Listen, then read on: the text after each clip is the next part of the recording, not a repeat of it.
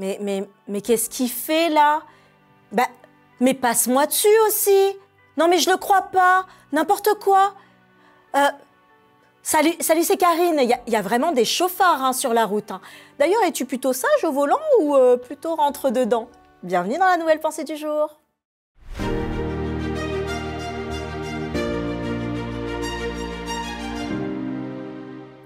La pensée du jour se trouve dans 1 Pierre 3, verset 9.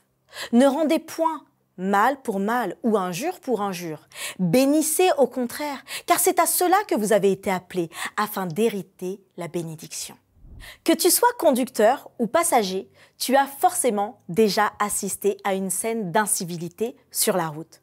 Tête à queue, sur une autoroute à très grande vitesse, commencer à te passer dessus, embrayer sur toi, arriver sur toi, il y a toujours quelque chose. Ou alors c'est quelqu'un qui te crie dessus parce que tu n'as pas démarré. Comment as-tu réagi? Peut-être que toi-même tu n'as pas été très correct. Est-ce que tu t'es déjà fait insulter?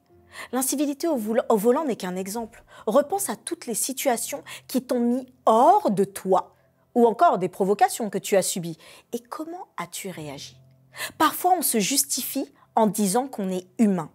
Mais concrètement, n'est-ce pas encore là une excuse? L'apôtre Pierre, qui lui-même, était de nature impulsive, a été transformé par le Christ. Et c'est lui qui arrivera à nous dire et nous transmettre, dans 1 Pierre chapitre 3, verset 9, « Ne rendez point le mal pour le mal ou injure pour injure.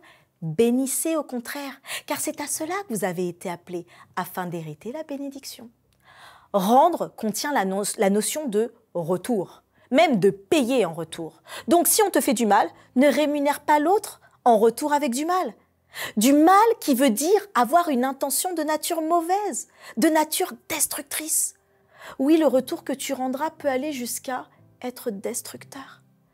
Mais cela, quand tu t'en rends compte, il faut réagir parce que ça pénètre ton âme et ça forme ton caractère. Définis qui tu es aujourd'hui.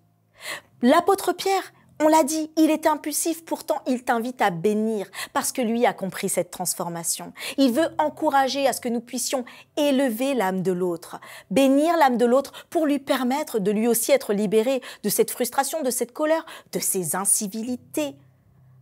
Alors, toi, sois un havre de paix. Sois un havre de paix pour toi et pour l'autre. Est-ce faible?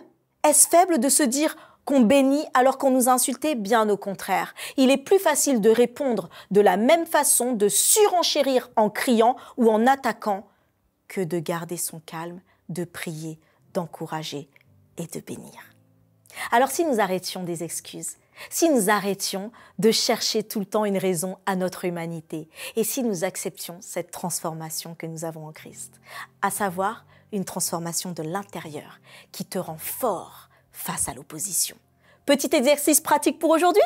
Face à l'opposition, quel que soit ce qui va t'arriver aujourd'hui, envoie des bénédictions, envoie des prières. Seigneur, bénis cette personne qui est agacée ou frustrée. Dis-lui une bénédiction. Que Dieu vous bénisse. Soyez bénis.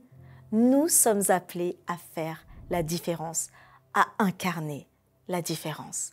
Alors aujourd'hui, tu entames le voyage des bénédictions en abondance et d'une paix qui dépasse tes espérances. Car oui, c'est possible, c'est possible.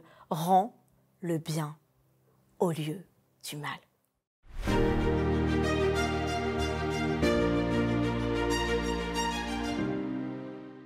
Nous passons des temps tellement fortifiants. Et je sais déjà que toi, là, Joanne, Loane, Lise, Pierre, Alex, vous êtes beaucoup à nous écrire. Et même Bozy, je t'ai pas oublié. En tout cas, tous ces messages nous font du bien. Et je vous invite d'ailleurs, lisez un peu les commentaires parce que vous serez fortifiés par les prières.